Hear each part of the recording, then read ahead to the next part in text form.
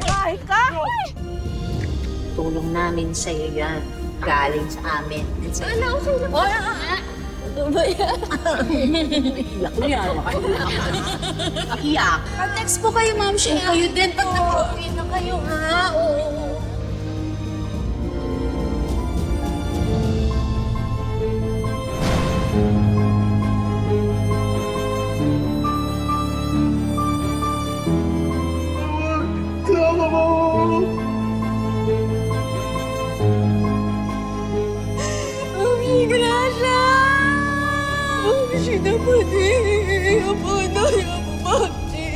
Sir, ako po si Sharon sa International Agency dito sa Macau. Nagbigay ho kasi ng resume si Miss Monica Carpe sa amin. Pwede po ba namin siyang makausap? Napakatatag niya. Alam mo, ni isang beses hindi ko naramdaman na may bigat pala siyang dinadala. Para po sa akin. Oo naman, sa'yo binibigay eh. Sa'yo. Oo, alam ko kasing nasira yung telepono mo. Eh, napakalungkot na nga dito. Tapos, mas lulungkot pa kapag hindi mo nakakausap ang mga kapatid mo. Kaya siguro palagi siyang nakabihis. Yun siguro yung paraan niya para mapagtakpan yung sakit na nararamdaman niya. Oh my God! Is nothing. Luma na naman yan, tsaka sa kayo ko lang yan pinili.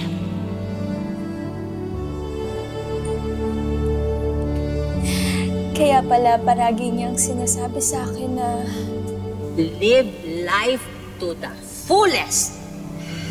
At huwag mong bubugin ang utak mo ng problema. Kasi kahit may magandang bagay na may dumating sa buhay mo, gagawin mo ring problema. Kasi puro problema na yun.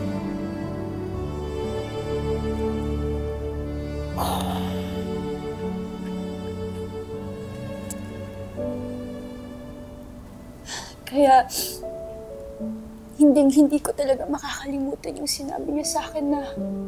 Alam mo, kahit nasaan ang nanay mo ngayon, proud na proud yun sa'yo. At kinagabayan ka nun. Alam mo, Cleo, nung sinabi niya sa akin yun, naramdaman ko yung yakap ng nanay ko.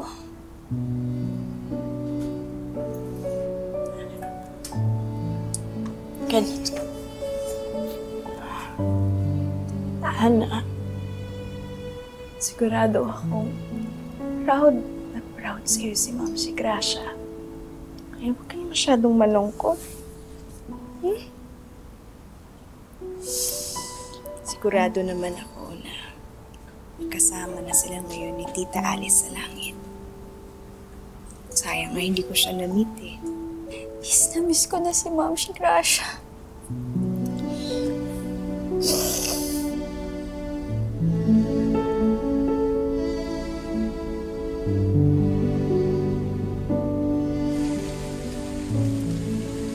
Monica, lumabas ka dyan!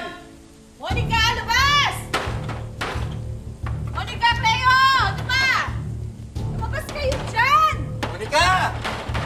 Monica! Cleo, ilabas mo nga si Monica! Cleo! Ano ba? Hindi kami nitigil dito! Hindi kayo! Cleo, gagawin ko? Monica! Monica! Hanggat hindi ako lumalabas. Ano ba? Hindi ko alam ba nandiyan kayo, ha? Hindi! Monica!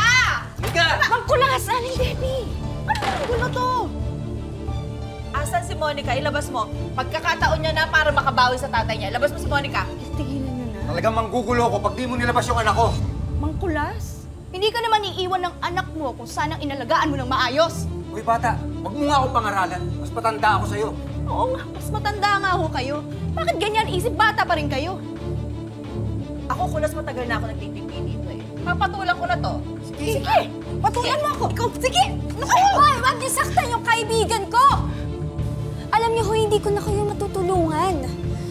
Kasi ako mismo, hindi niyo naman pinapakinggan. Kala ko kung ano nangyari sa'yo eh. Okay ka lang ba? Pumunta ako dito dahil may magandang balita. May tumawag sa akin. Yung in-applyan mo sa Macau. Hindi ka raw kasi sumasagot eh. Anak, makakabalik ka na. Ano? Sigurado ka ba doon sa binigay ni Monica ang address sa'yo? Oo, ate. Ito yung binigay niya sa akin kagabi. Dito daw natin siya puntahan. Ngayon nga, ate, ako. Babalik ka na ba? Hindi ho. Anong hindi? Hindi na ho ako makikipagsapalaran para lang sustentuhan yung mga bisyo niyo. Matigas na talaga yung ulo mo ha. Halika, sabay tayo mag-uga. Tawin mo ako dito! Halika na! Sino ba kayo? Bakit ba kayo nakikialam, ha? Kapamilya ba namin kayo? Kaano-ano ba namin kayo dito? Oo, hindi nga kami kadugo ni Monica. Pero tinuring namin siya tunay na pamilya. Kayo ba? Tinuring niyo ba siyang tunay na pamilya ever? Never! Huwag kayong makialam dito ha. Wala kayong alam sa pinag-uusapan namin. Ay! Diyan ka nagkakamali! Mas marami pa kaming alam dito sa anak mo kaysa sa inyo eh! Hindi niyo ba alam na araw-araw yan binubulyawan, sinasaktan ng amo niya? Halos mamalimos na yan doon sa Macau, makapagbayad lang ng utang ninyo, utang niya sa agency at mabigyan kayo ng panggastos araw-araw. Tama. Alam niyo, hindi kami papayag na tatuhin niyo na si Monica na parang ATM lang, ha? Diyan kayo nagkakamali, no? Tutulungan pa namin siya. Dahil kung ano yung napagdaanan niya, pinagdaanan din namin. Kaya pag sinabi niyang hindi, yun ang sagot. No! Yun ang final answer. Kaya umalis na kayo rito. Naku, bago pa namin kayo ipabarangay. Lalo ka nakulas. Naku, alam na alam namin yung modus operandi mong panunukot. Di kayo aalis? Ay, natawag talaga ako ng barangay. Sige, alis! Layas! Cynthia, Ate Menchu, salamat ah. Alam niyo, sana tama yung desisyon ko. Kung yan ang sinasabi ng puso mo, pakinggan mo yan. Hindi ka magkakamali dyan. Huwag ka mag-alala, Monica, ha? Tutulungan ka namin makabangon ulit. Salamat, ate. Ay, naku.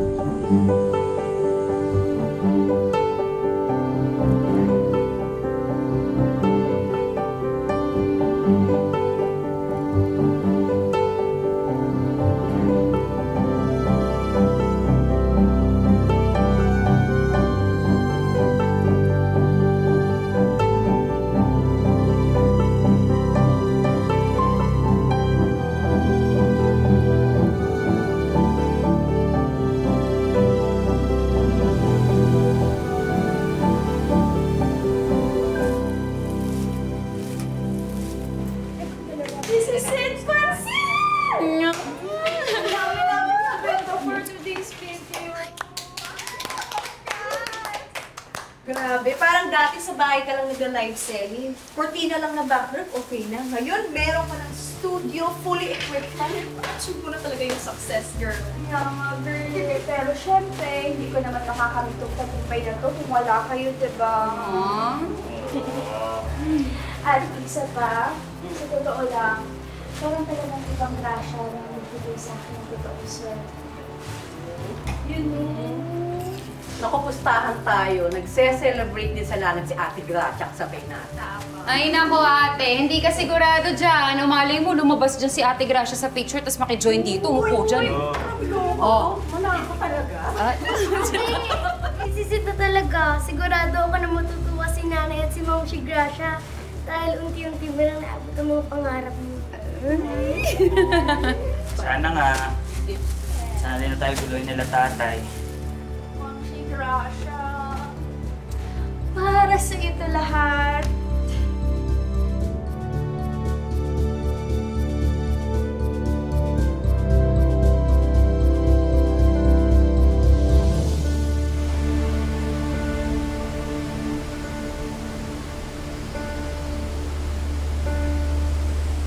Pinakita sa akin to noon bago pa lang gawin. Alam mo ang plano talaga nito? Mula doon Hanggang doon sa dulo, nakikita mo yon? Oo, nakikita ko. Hanggang doon sa dulo.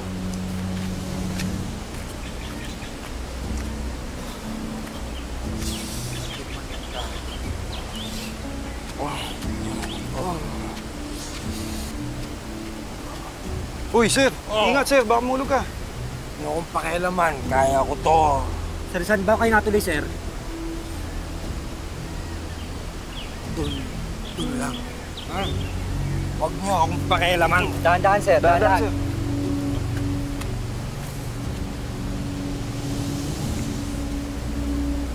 Doon ba yung sabi niya? Doon.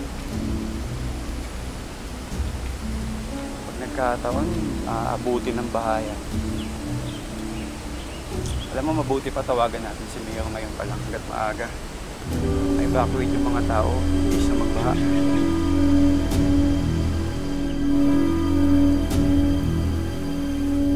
Nicos College, check. I mean senior high, check. Bills, check. Future home, check. Thank you, Lord. Ito na po, ate, oh. Oh, Oh. Ba't ka naka-smile dyan? wala, masaya lang ako. Kasi tingnan mo to. Meron na akong pangpondo para sa senior high ni Winwin. May pangpondo na ako para sa college mo. Tapos, mababayaran ko na din on time yung mga bills natin. At, eto pa.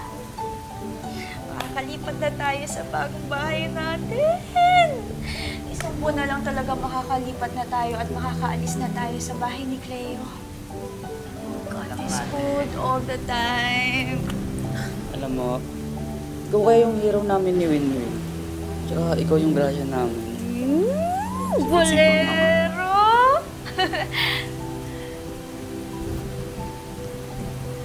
Alam mo, non-stop yung ulan, no? Simula pa kagabi. Sana naman huwag bumaha.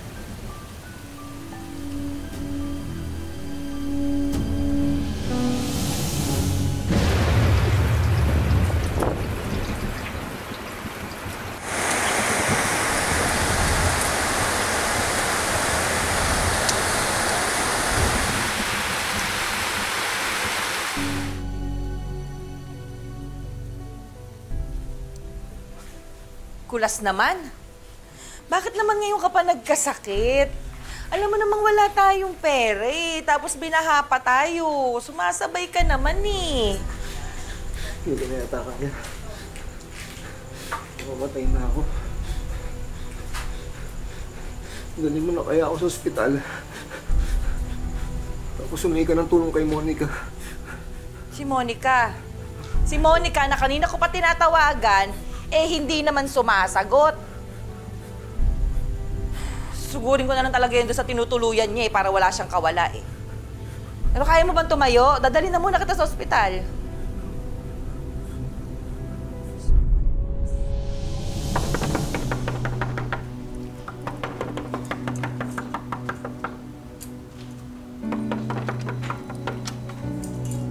Sabi dyan.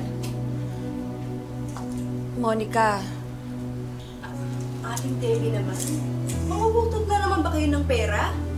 Nakakapagod na, paulit-ulit na lang. Monica, kailangan ka ng tatay mo. Siguro naman sapat na yung 3 taon na hindi mo siya kinakausap. Maawa ka naman. Tama na ho ang drama. Nakakapagod na. Alam niyo, wala nang maibibigay si Monica sa inyo. Monica, para sa tatay mo na lang. Kailangan ka ng tatay mo.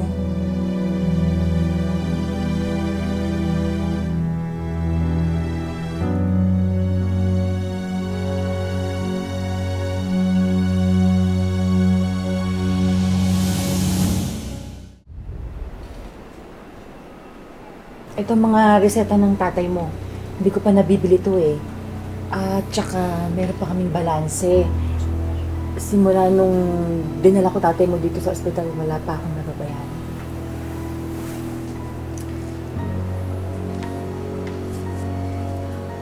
Kiko, sige na.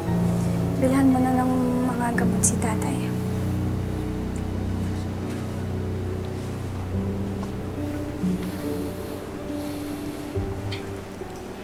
Salamat, anak. Pumunta ka.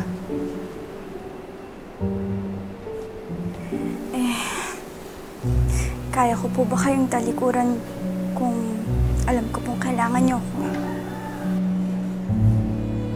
Basta po magsabi lang po kayo sa akin kung may mga kailangan po kayo. Tawagan niyo lang po ako. Kapag kaya ko po, ibibigay ko po sa inyo.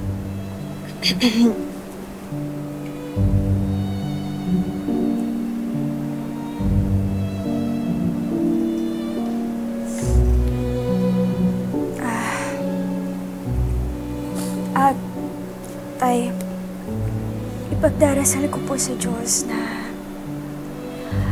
na sana maging maayos po yung buhay ko. Hanggat hindi niyo po inaayos yung sarili niyo, patuloy po kaming lalayo sa inyo.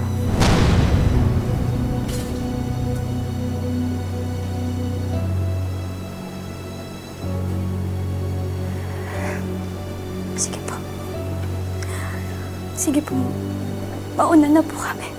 Pagaling po kayo. Tara na.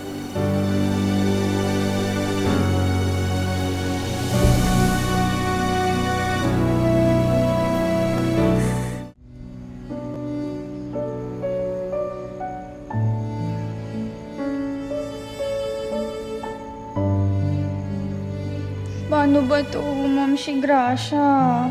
Naguguluhan na talaga ako. Oras na ba para magpatawad? Pero masyado pang sariwa yung mga sugat na iniwan sa akin nila tatay eh. Hanggang saan ko ba dapat intindihin yung pamilya ko? Paano kung hindi na talaga siya magbabago? Miss, salamat sa roses. Walang anuman. Alay ko to kay Ma'am Gracia. Birthday niya kasi ngayon. Parang pamilyar ka. Parang pamilyar ka din.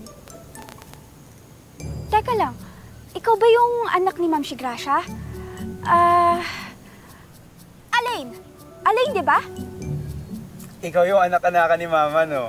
Ikaw si Monica. Alam mo, matagal na kitang gustong makita. Ayun, buti nagpangabot tayo dito. Kaso dito pa. Kaya nga eh. Alam mo, lagi kang kinukwento sa akin ni Ma'am Gracia. As in, araw-araw. Walang palya. It's nice to finally meet you.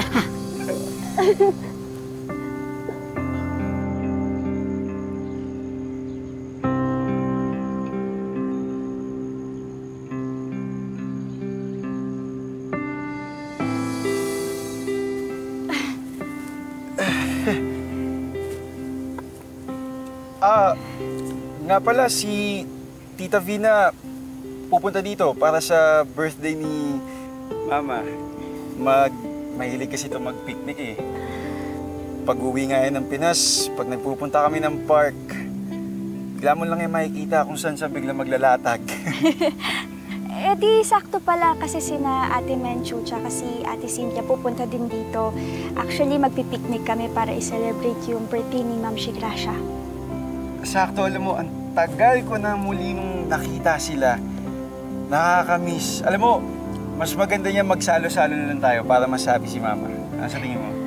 Oo nga. Alam mo, good idea yan. Sige, ito-text ko lang sila na nandito ka. Okay, sige, sige.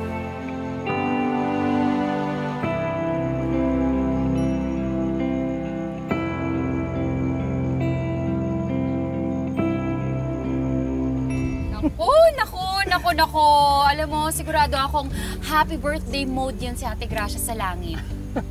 Paano mo naman nasabi yun? Ay, syempre. O, tingnan mo itong uniko iho niya, o. Kaharap yung future wife niya. Kinikilig ako. Bebe pa mangyayari. Oo, diba? Alam mo, ate, kakaship mo yan eh. Malay mo, nandito pala si Ma'am si Gracia nanonood sa atin. Ito naman.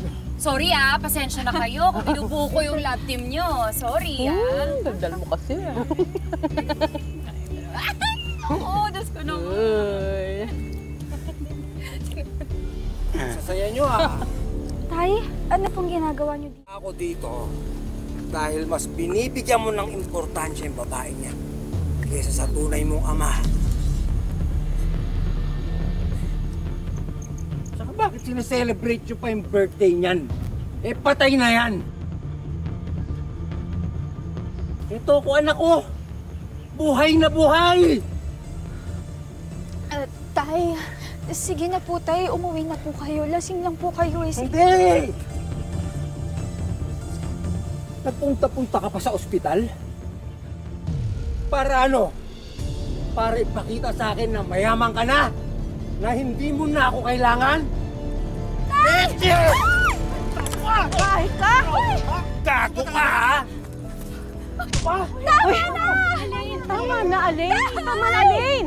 Tay, ano ba? Tama Ano ba? Tama na! Alain, tama na! Tay! Tay, ano ba? Bigyan mo naman ako ng konting kahihiyan, no?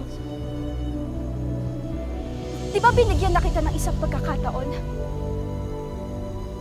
Ilang beses kitang pinagbigyan para magbago. Pero anong ginawa mo, tay? Bumalik ka pa din sa bisyo mo. At kung totoong mahal mo ko, magbabago ka. Wala kang kwentang. Sige, ano? Isang mo! Ano? Sige! Tama ako! Sis, buwan mo lumapit. Ngayon desidido na talaga ako. Tay, pagod na ako sa'yo! Pagod na ako sa'yo, tay! Tinatakwil na talaga kita bilang tatay namin. Alam mo kung bakit mahal na mahal ko si Ma'am si Gracia kahit 3 taon na siyang patay? Kasi kahit hindi ko siya kadugo, tinuring niya ako bilang anak. Bilang totoong tao na hindi mo nagawa. Na kahit kailan hindi mo magawa-gawa hanggang ngayon. At ngayon malinaw na sa akin lahat. Na kahit ano palang gawin ko, di mo ko kayang mahalin. Di mo ko kayang mahalin katulad ng pagmamahal sa akin ni Ma'am si Gracia. Kaya sorry, tay. Sorry. Dahil pagod na ako sa'yo. Tinatakwil na kita bilang tatay ko.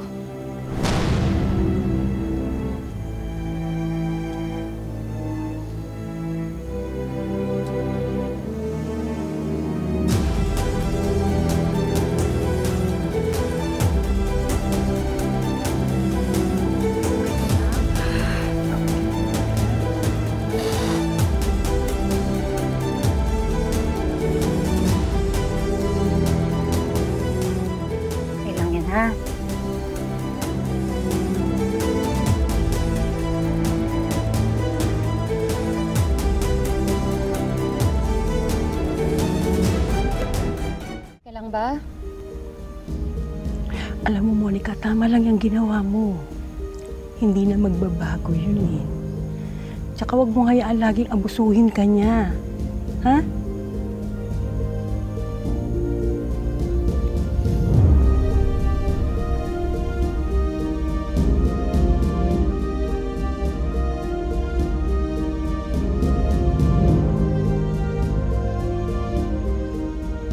Monica, huwag kang mag-alala. Simula ngayon, kami na yung pamilya mo. Ha?